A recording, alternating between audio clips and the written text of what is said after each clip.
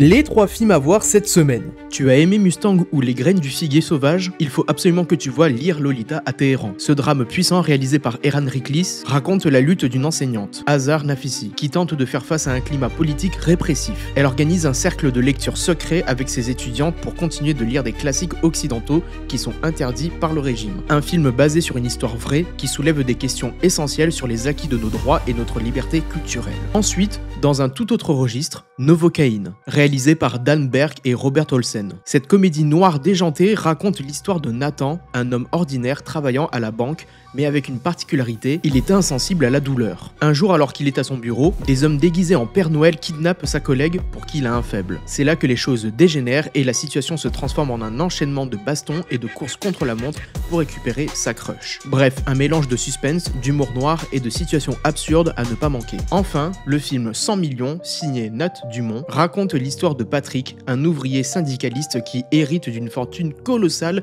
à la suite du décès d'une cousine de son père. Mais malgré cette incroyable somme d'argent, Patrick a du mal à changer de vie. Ce pactole va même rapidement devenir une malédiction. Bref, un film qui fait du bien, porté par la complicité de Cadmerade et Michel Larocque. C'était mes dernières recommandations cinéma, merci de m'avoir suivi pendant près d'1 an. Les recommandations continuent, mais avec une autre voix, et ce, dès mercredi prochain. C'était Andrea.